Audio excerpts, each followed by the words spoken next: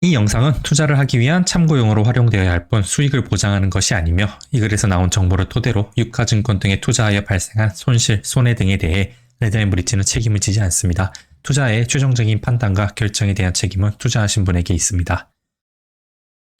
오늘은 좋은 댓글을 남겨주신 분이 계셔서 먼저 이분의 댓글을 소개하면서 영상을 시작해 보도록 하겠습니다. 닉네임부터 범상치 않습니다. 떡붕어 사냥꾼. 이분이 남겨주신 댓글 읽어보도록 하죠. 주가의 하락, 상승, 저점, 고점은 아무도 알 수가 없다. 오늘 저희 레드앤브리지 팀에서 만든 이 영상을 보실 때 여러분들께서 꼭 유념해 주셨으면 하는 내용이고요. 어떤 투자를 하더라도 반드시 이 내용을 숙지했으면 하는 바람이 있습니다. 앞으로도 좋은 내용을 댓글로 남겨주신다면 저희가 종종 영상에서 소개시켜 드리도록 하겠습니다. 안녕하십니까. 레드앤브리지 대표 임동균입니다. 오늘은 삼성전자는 3번만 사도 된다? 이 주제에 대해서 이야기 나눠보도록 하겠습니다. 정말로 간단한 삼성전자 매매 타이밍입니다. 저희 레드앤브리지에서 준비한 어드밴스 투자 칼럼 6번째 영상입니다. 오늘 할 컨텐츠 먼저 말씀드리도록 하겠습니다. 삼성전자의 가치 분석에 대해서 먼저 이야기 나눠보도록 할 것이고요. 다음으로 삼성전자 매매 전략의 성과를 보여드리면서 어떤 식으로 저희가 전략을 짰는지 보여드리도록 하겠습니다. 그리고 이것을 응용해서 좀 더 효율적인 포트폴리오를 구성하는 방법에 대해서 이야기 나눠보도록 할 것이고요. 마지막으로 이 전략의 문제점에 대해서 고찰하면서 여러분들께서 반드시 아셔야 될 것에 대해서 짚고 넘어가도록 하겠습니다. 먼저 삼성전자 가치 분석입니다. 자, 여러분들께서 어떤 투자를 하시더라도 꼭 알고 계셨으면 하는 몇 가지 개념 또는 원리가 있는데요. 언젠가 레드앤브리지에서 다뤄볼 주제이기도 합니다. 오늘 그 내용 중에 일부에 대해서 잠깐 짚고 넘어가도록 하겠습니다. 이 시장을 지배하고 있는 가장 강력한 힘 또는 원리가 있는데요. 그 중에 하나가 평균회귀라는 속성입니다. 평균회귀라 함은 시장이 평균 대비해서 너무 많이 올라 있거나 내려가 있을 때는 강력하게 평균으로 돌아가려고 하는 속성이 있다는 것을 의미합니다. 이런 평균회귀의 개념을 가지고 삼성전자라는 주식을 계속 꾸준히 사모으는 행위를 한번 생각해 보도록 하죠. 이것은 삼성전자는 앞으로도 계속 잘 나가고 망하지 않을 것이며 시장 평균 이상의 수익을 만들어낼 것이라는 기대감이 있다고 생각해 볼 수 있습니다. 즉 이것을 요약해 보면 삼성전자는 앞으로 평균 회귀를 벗어나는 뛰어난 성과를 계속해서 보여줄 것이라는 믿음이 있다는 것이죠. 그런데 제가 앞서서 이야기했듯이 시장을 지배하는 가장 강력한 힘 또는 속성은 바로 평균 회귀라고 하는 속성입니다. 즉 삼성전자가 앞으로 이 평균 회귀의 힘을 넘어서서 어떤 성과를 보여줄 것이라고 믿을 수 있는 근거가 있는지는 우리는 한번 짚고 넘어갈 필요가 있을 것입니다. 삼성전자의 미래에 대해서 한번 예측해 볼까요? 삼성전자가 앞으로도 경제적 혜자를 유지해 나가며 지속적으로 성장해 나갈 것인가에 대한 여러 가지 의견이 있을 수 있겠지만 저희 레드앤브리지에서 생각하는 의견은 간단합니다. 잘 모르겠다입니다. 삼성전자뿐만 아니라 이 시장의 미래가 어떻게 될지 우리는 누구도 알 수 없다라고 저희는 생각하고 있습니다. 그렇다면 평균 회귀를 벗어날지 안 벗어날지에 대해서는 알 수 없지만 평균 회귀라는 속성을 이용해서 투자를 하는 방법이 있을 수 있겠습니다. 평균 회귀를 이용하는 방법은 단 두 가지가 있다고 볼 수 있는데요. 먼저 하나는 그냥 시장의 평균을 추정하는 인덱스 투자와 같은 방법을 이용하는 것입니다. 또 다른 하나는 시장의 평균 회귀를 활용하는 것인데요. 이를테면 평균보다 많이 벗어난 가격의 자산군들을 가지고 평균 회귀가 될 것을 예상을 하고 전략을 짜는 것을 의미할 수 있겠죠. 그 중에 하나가 바로 우리 모두 한 번쯤은 들여본 방식인 가치 투자 기법입니다. 먼저 우리가 이야기 드리고 싶은 것이 여기서 하나 있는데요. 저희 레드앤브리지 팀에서는 가치 투자를 권장하거나 혹은 권장하지 않거나 하는 어떤 의견이 없습니다. 다만 오늘의 영상에서 좋은 예시로 활용될 수 있기 때문에 방식을 선택한 것 뿐이니 저희가 가치 투자 방법을 이용해서 꼭 투자를 해야 된다 주장하는 것이 아님을 꼭 염두에 두셨으면 합니다. 가치 투자란 건 결국 무엇일까요? 우리가 가치 투자의 핵심을 살펴보면 가치 투자가 무엇인지에 대해서 좀 더 확실히 이해할 수 있습니다. 가치 투자의 핵심은 기업의 내재 가치를 어떤 식으로 분석할 것인가가 첫 번째이고요.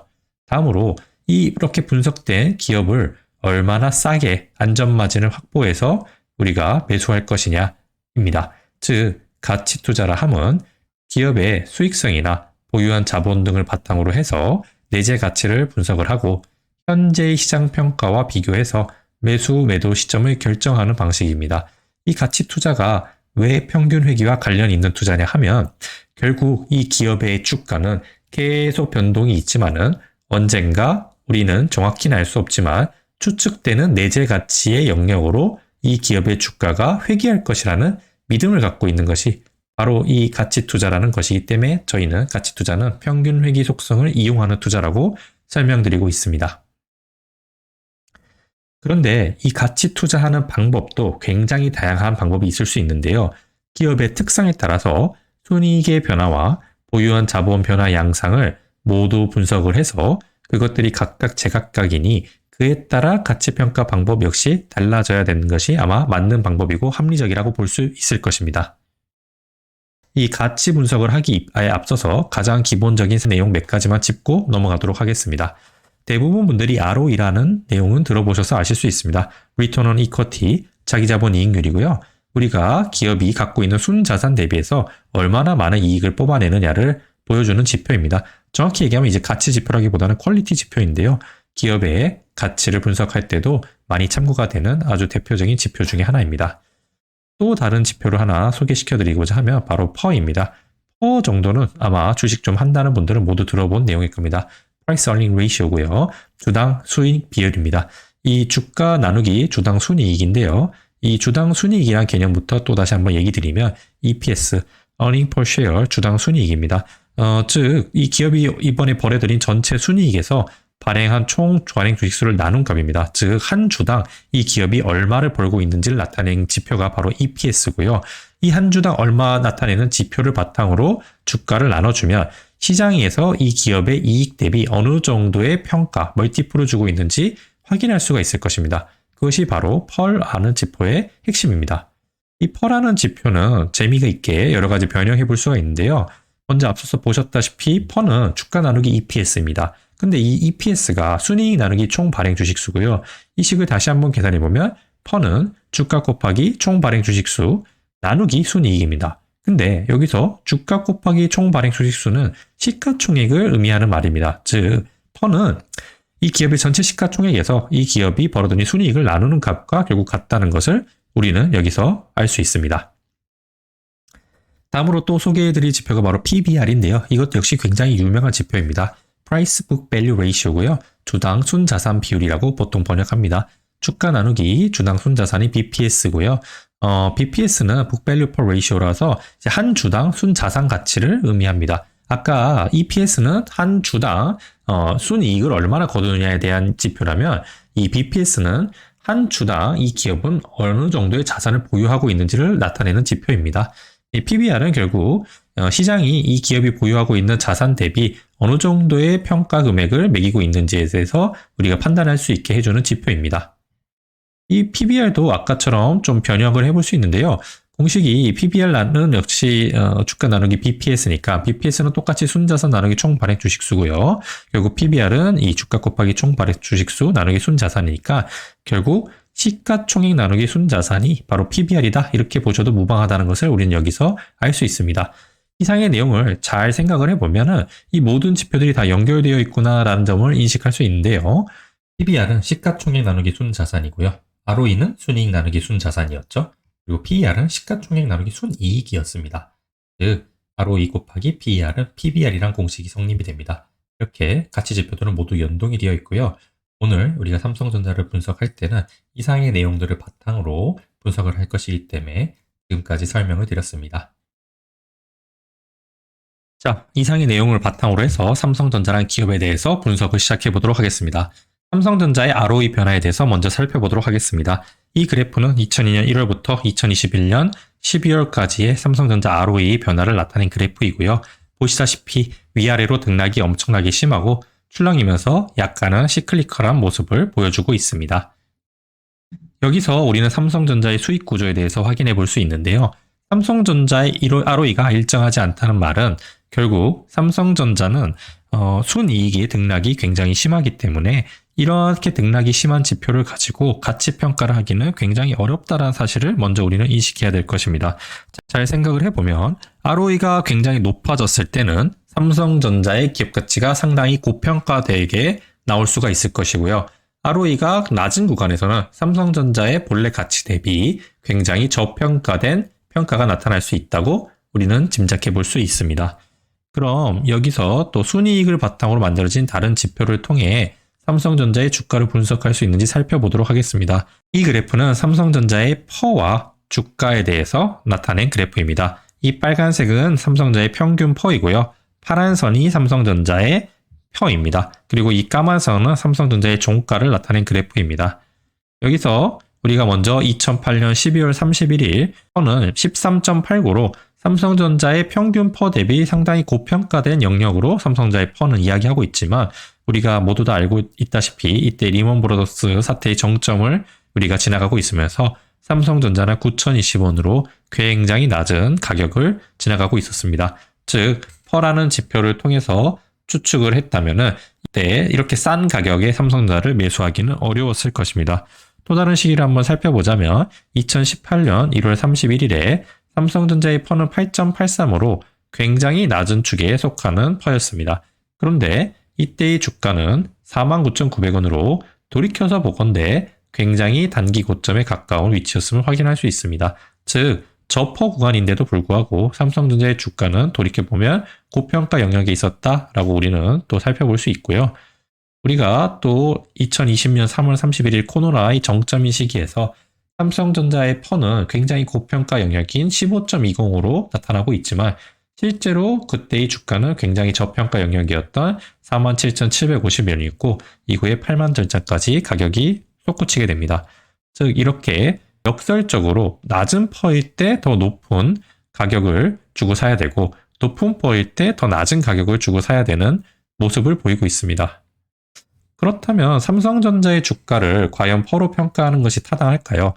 삼성전자의 순이익의 변동성이 보셨다시피 워낙 크기 때문에 도리어 고점 부근에서 낮은 퍼를 형성하거나 저점 부근에서 높은 퍼를 형성하는 경우가 굉장히 많다는 것을 앞선 그래프를 통해서 아실 수 있었을 것입니다.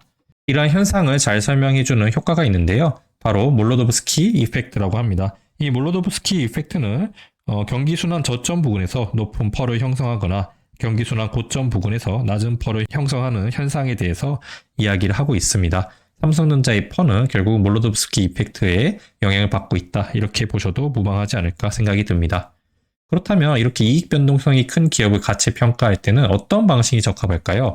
순이익의 변동성은 크지만 삼성전자는 상대적으로 자사주 매입은 적고 이익에서 발생한 잉여현금이 대부분 자본으로 유보가 되는 구조를 나타내고 있습니다.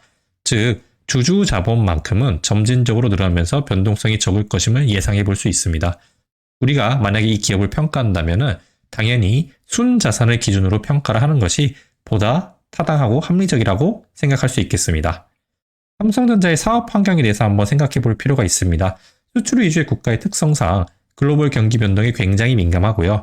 또 삼성전자에서 주력으로 삼고 있는 반도체라는 업황 자체가 원래도 굉장히 시클리컬한 움직임을 보입니다. 즉 호황과 불황이 계속 번갈아가면서 나타나고요. 또 이 사업을 영위하기 위해서는 한 번에 어마어마한 설비 투자를 계속 지속적으로 해야 되는데 그때를 대비해서 평소에도 막대한 현금을 비축해 둘 필요가 있습니다. 즉 이익의 변동성은 굉장히 크고 평소에 자본을 유보해 둘 수밖에 없는 것이 삼성전자 사업 구조의 특징이라고 이야기해 볼 수 있겠습니다. 이상의 내용을 바탕으로 다시 한번 이 그래프를 살펴보시죠. 2002년 1월부터 역시 2021년 12월까지 그래프이고요. 삼성전자 EPS는 보시다시피 장기적 시계열로는 꾸준히 상승했던 대단히 좋은 기업임은 분명합니다. 그러나 이 등락이 어마어마하게 있었다는 걸 살펴보면 삼성전자는 과연 순이익이 변동성이 굉장히 큰 기업이구나 우리는 이렇게 볼 수 있고요. 반대로 삼성전자의 BPS 그래프를 한번 살펴보죠. 삼성전자의 BPS 그래프는 마치 자로 그은 것처럼 쭉 우상향하고 있습니다. 삼성전자는 우리가 앞에서 예상해 본 바와 같이 순이익의 변동성은 크지만은 순자산의 변동성은 굉장히 작은 기업이구나 우리는 이렇게 알 수 있습니다. 그렇다면 삼성전자의 순자산을 나타내는 지표인 PBR과 주가의 관계를 살펴보면서 PBR이란 지표가 주가를 예측하는 데 도움이 되었을지 살펴보도록 하겠습니다. 먼저 2008년 12월 31일 리만 브라더스를 지날 때 삼성전자의 PBR은 역대 저점 중 하나의 1.14를 기록했습니다. 이때의 주가는 아까 보셨다시피 9,020원으로 매우 낮은 구간을 지나가고 있었으니 PBR이 저평가 영역일 때 주가도 저평가 영역이었다 볼 수 있겠습니다. 또 2015년 8월 31일부터 해서 아무래도 2016년 말까지 삼성전자의 PBR은 굉장히 낮은 저평가 구간인 1.01을 지나가고 있었고요. 돌이켜보면 이때 삼성전자의 주가는 횡보하면서 굉장히 낮은 구간을 지나고 있었습니다. 21,780원밖에 안 하던 시절입니다. 그리고 우리가 이때쯤에 만약에 매수를 해서 삼성전자의 주가가 고평가 구간인 PBR 1.93인 2017년 10월 31일쯤에 만약에 매도를 했다면은 삼성전자의 주가 55,000원 단기 고점 부근에서 이익을 챙길 수 있었을 것입니다. 또 2018년 12월 31일 다시 삼성전자의 PBR이 1.10으로 굉장히 낮은 저평가 영역에서 들어섰을 때 삼성전자 주식을 매수했다면 38,700원이라는 아주 싼 가격에 매수를 해서 코로나 시절에도 추가로 매수를 더 했다면 역시 싼 가격에 매수했겠죠. 이렇게 싼 가격에 계속 매수를 해서 PBR이 다시 고점이 되는 2020년 12월 31일 2.06일 때 매도를 할 수 있었을 것입니다. 우리가 이때 삼성전자가 8만 전자를 가면서 10만 전자에 취해 있을 시장 분위기였음을 생각해 볼 때 간단하게 이 PBR이라는 지표만 살펴보았어도 삼성전자 주식에 너무 물려있는 일은 없지 않았을까 생각해 볼 수 있습니다. 자, 그렇다면 삼성전자 매매 전략을 한번 짜서 그 성과를 보도록 하겠습니다. 삼성전자 투자 전략입니다. 먼저 삼성전자를 그냥 사서 보유하는 바이 앤 홀드 전략과 삼성전자를 PBR 1.2대 매수해서 1.9대 매도하는 삼성전자가 저평가 구간에 매수하고 고평가 구간에 매도하는 전략을 생각해 볼 수 있겠습니다. 이 두 전략의 성과를 비교해 본 그래프가 아래와 같습니다. 검은 선은 아까 보셨던 삼성전자의 종가 그래프이고요. 그냥 존버를 했으면 당연히 삼성전자는 이렇게 흘러갔을 것이지만 삼성전자 이 PBR 매매 전략을 잘 보시면은 요 구간에서 한번 매매를 했고요.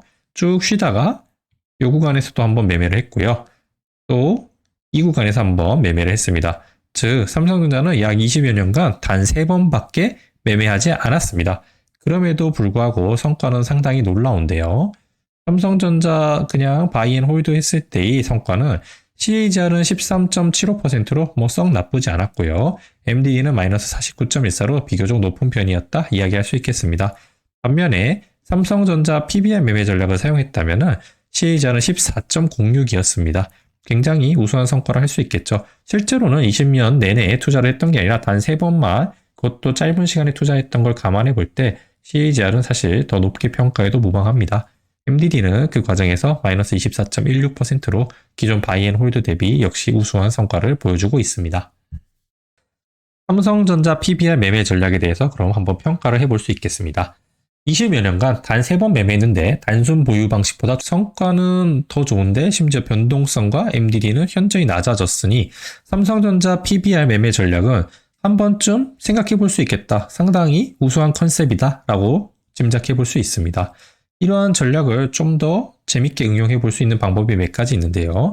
자, 다음으로 삼성전자 매매 타이밍을 응용하는 방법에 대해서 이야기 나눠보도록 하겠습니다. 이 그래프는 삼성전자 바이 앤 홀드, 그 다음에 앞서서 보여드린 PBR 매매 전략에 단순히 이때 현금만 보유하지 않고 세상에서 가장 안전한 미국 중기국채를 보유하고 있었다면 어떤 결과가 나타났을지 보여주는 그래프입니다. 이 보라색 그래프 보시다시피 압도적인 성과를 보여주고 있습니다. 구체적인 숫자를 한번 비교해 보자면 삼성전자 바이 앤 홀드가 아까 보셨던 CAGR 13.75에 마이너스 39.14 MDD였고 PBR 매매 전략은 CAGR 14.06에 MDD 마이너스 24.16이었는데 PBR 매매 전략에 우리가 아까 현금 보유 대신 미국 중기국채를 보유했다면 CAGR은 17.57로 놀랍게 상승됩니다. MDD는 마이너스 24.16으로 크게 나빠지지도 않았고요. 즉, 이 전략을 한번 분석해 보면 20여 년간 세상에서 가장 안전한 미국 국채에 그냥 투자하고 있다가 딱 3번 삼성전자 매매에 나섰을 때 거둔 성과가 놀랍다는 것입니다. 또 우리가 여기서 백테스트상 반영하진 않았지만 평상시에 미국 국채를 보유하고 있었다면 우리는 달러를 보유하고 있기 때문에 삼성전자 매수 타이밍이 올 정도로 우리나라가 위기 상황이 됐을 때, 즉 원화 가치가 하락할 때 달러를 보유하고 있으니 어느 정도 이 위험에 대한 해지도 가능할 것이고 환차익 수익도 추가적으로 얻었을 가능성이 높습니다. 즉 PBR 매매 전략에서 단순히 미국 국채를 보유하는 방식을 더한 방식인데도 불구하고 성과는 굉장히 좋아질 수 있다. 이렇게 생각해 볼 수 있겠습니다. 다음으로 더 효율적인 방법은 없는지에 대해서 보여드리고자 합니다. 앞서서 보여드린 삼성전자 PBR 전략을 IEF, 미국 중기국채를 보유하는 전략과 섞은 전략에서 이 IEF 대신 평소에 거래를 하지 않을 때는 우리 레드앤브릿지 고유 포트폴리오 중 하나인 런던 포트폴리오를 운용했다면 어땠을까를 보여드린 그래프입니다. 자산의 격차는 말도 않게 벌어져 있죠. PBR 매매 전략을 런던 포트폴리오와 함께 했을 때 단순히 미국 중기국채를 했을 때 CAGR이 17.57%의 MDD-24.16을 기록했다면 PBR 매매 전략을 런던 포트폴리오와 함께 한다면 여러분들은 거의 꿈의 수익률이 CAGR 25.55%의 MDD는 크게 더 나빠지지 않은 마이너스 24.16%를 기록했을 것입니다. 이 정도면 대단한 전략이 아닐 수 없죠. 자, PBR 매매 전략을 런던 포트폴리오와 함께 했을 때 어떻다라는 것은 결국 평상시에 그냥 안정적인 포트폴리오를 운영하다가 우리가 20여 년간 기회가 왔을 때 딱 3번만 삼성전자 매매에 나섰다면 어마어마한 수익률을 거둘 수 있었다는 것입니다. 즉, 단순히 미국 중기국채나 현금을 보유하는 것보다 훨씬 효율적인 투자가 가능했다? 이렇게 평가해 볼 수 있겠죠. 이쯤 되면 여러분은 그래, 좋아, 삼성전자 PBR 확인하는 곳이 그래서 어디인가 궁금하실 것입니다.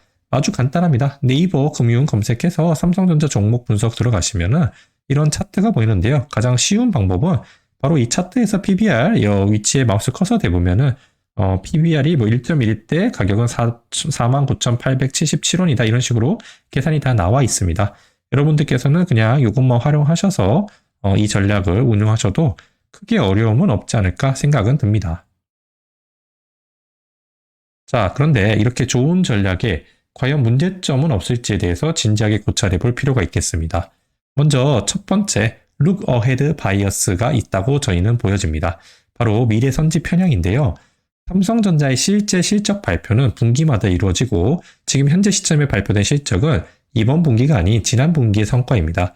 예를 들어서 1에서 3월까지의 실적인 1분기 실적을 삼성전자는 4월 말에 발표합니다. 즉 4월 말에 발표된 삼성전자의 실적을 토대로 PBR을 분석을 하면 지난 분기를 바탕으로 PBR을 분석하고 있는 것과 다름이 없다. 이렇게 보시면 되고요. 그런데 우리가 앞서서 했던 백테스팅은 아직 발표되지 않은 현 시점의 PBR을 어느 정도 알고 있다는 가정이 내포되어 있습니다. 즉 미래선지 편향을 반영한 이 백테스팅은 사실 어느 정도 최적화가 나올 수밖에 없습니다. 현 시점의 PBR을 그럼 대략적으로 유추하는 방법이 무엇인지 고민해 볼 수 있는데요. 첫 번째는 가장 유력한 방법인 전문가나 여러 다양한 애널리스트들이 제시한 컨센서스를 참조해서 다음 분기 대략적인 BPS가 이러하니 PBR도 이럴 것이다 예측하는 방법이 있을 것이고요.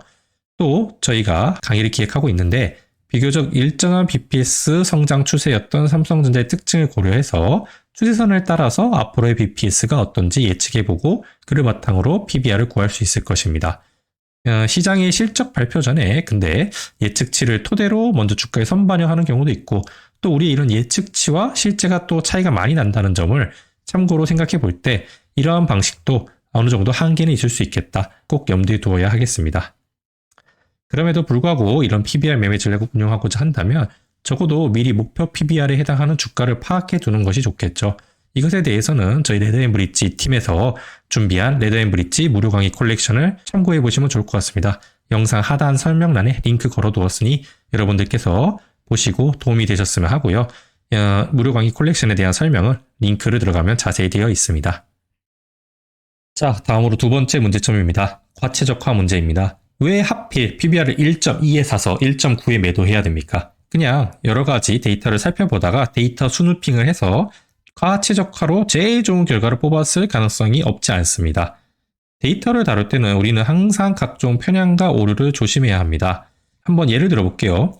우리나라 상장 기업들은 대체로 시클리컬한 업종을 메인으로 하는 경우가 많으니까 순이익 변동성은 크고 그리고 그런 이익을 주주에게 환원하기보다는 회사 내 자본으로 유보하는 경우가 많으니까 앞으로 순자산 지표를 따라서 기업 가치를 평가하면 투자에 활용하는 데 도움이 되지 않을까? 이런 가설을 바탕으로 우리가 투자를 하기 위해 PBR 수치로 투자했을 때의 결과를 검증해보자 한다면 이것은 전혀 문제될 것이 없는 좋은 방법이라 할 수 있겠습니다.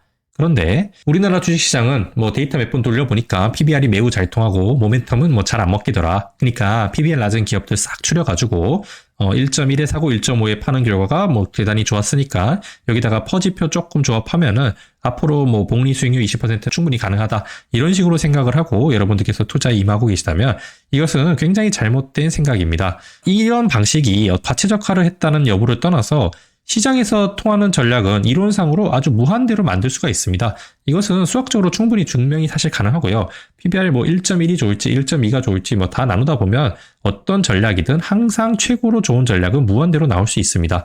그렇게 잘 나온 무한대의 전략 중에서 어떤 것이 미래에도 잘 통하는지를 알기 위해서는 결국 어떤 시장에서 통하는 원리에 대한 통찰 없이 그냥 데이터 마이닝이 계속해서 나온 결과를 통계적 검증이나 착각하고 투자하면 안 되겠죠.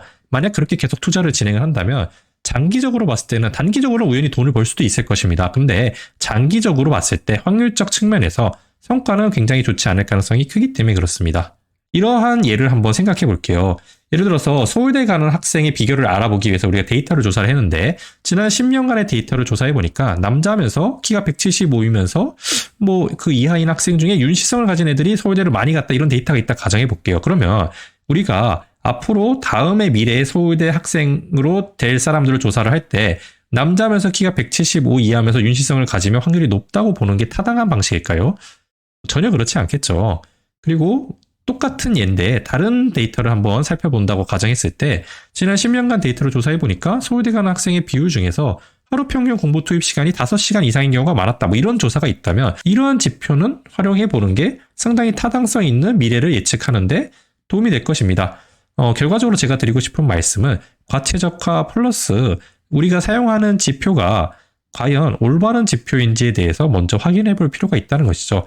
PBR이라는 지표가 굉장히 잘 먹히니까 PBR을 나는 쓰겠다. 이렇게 판단하기보다는 PBR이라는 지표가 왜 잘 먹히는지에 대한 그 원리를 충분히 고찰하고 그 원리를 바탕으로 어느 정도 먹히는구나 참고만 할 뿐이지 과체적화를 해서 투자를 하면은 아마 여러분들께서 기대하신 성과를 거두지 못할 확률이 훨씬 크다고 저희 레드앤브리지 팀에서는 예측하고 있습니다.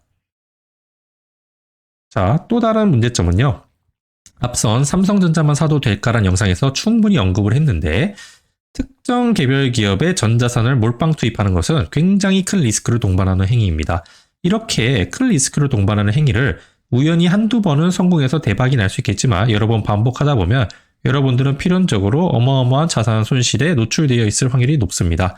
여러분들이 어떤 투자를 하더라도 리스크 관리는 성공 투자에서 가장 중요한 요소임을 생각해 볼 때 이 전략에서 이 제시한 바와 같이 3번 매매할 때 삼성전자에 모두 몰빵하는 방식은 사실은 적합한 투자 방식은 아니라고 저희 레드앤브리지 팀에서는 생각하고 있습니다.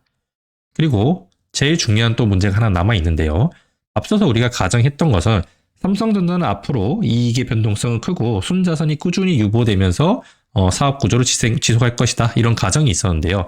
만약에 삼성전자가 뭐 지금 계획하고 있던 비메모리 사업에 진출을 해서 엄청나게 막대한 이익을 거두고 뭐 TSMC를 몰아내면서 기업의 성장성 자체가 아주 극적으로 변화했을 때는 지금 주고 있는 시장의 평가는 한 단계 더 올라갈 수 있습니다. 즉 우리가 매수하고자 하는 기회인 1.2에는 도달하지 않을 수 있다 이 말이죠. 또 반대로 엄청난 KPX 투자를 하고 막 이렇게 해보았지만 성과도 별로 없이 반도체랑 스마트폰 시장 점유율이 뺏긴다. 그러면 삼성전자라는 기업이 앞으로 받게 될 평가는 박하게 될 테니까 1.9에 매도를 하고 싶었지만 1.9에 매도 못할 수도 있겠죠. 그러면 이 전략이 어그러질 가능성이 있을 것입니다. 또 갑자기 삼성전자의 자본의 유동성은 적다란 가정을 했는데 적극적으로 자사주 매입을 시작을 해서 삼성전자 기업 내 유보된 자본의 비율이 변동성이 굉장히 심해진다면 이 PBR 전략 자체가 먹히지 않을 가능성이 있겠습니다. 즉 산업 생태계와 기업들은 항상 끊임없이 변화하기 때문에 우리가 오늘 제시한 PBR 매매 방식이 절대적이라고 볼 수는 없을 것입니다. 저희가 이번 영상을 기획한 목적에 대해서 말씀드리고자 합니다. 삼성전자 존버하지 말고 PBR 1.2에 매수하고 1.9에 매도해라 이것을 주장하고자 이 영상을 만든 것이 아닙니다. 여러분들께서는 이러한 컨셉을 그저 참고만 하시되 삼성전자를 기왕 매매를 한다면 이런 방식이 어떻겠느냐 한번 예시를 들어드린 것일 뿐이고요. 결국 우리가 하고 싶었던 얘기는 여러분들께서 어떤 투자 아이디어나 전략을 어떤 식으로 검증해 나가고 리스크 관리는 어느 정도까지 어떻게 해야 하며 그 외에도 어떤 부분들을 고려해서 투자에 임해야 하는가 이것들을 설명해 드리고자 하는 것이 오늘 영상의 핵심이었습니다. 여러분들께 그것이 충분히 전달되었길 바라는 바입니다. 자, 오늘은 여기까지 하겠습니다. 이 긴 영상을 끝까지 시청해 주셔서 대단히 감사합니다. 레드앤 브릿지의 앞으로의 성과와 투자 철학이 궁금하시다면 구독, 좋아요, 알림 설정 부탁드립니다. 모두를 위한 부의 사다리 레드앤 브릿지였습니다.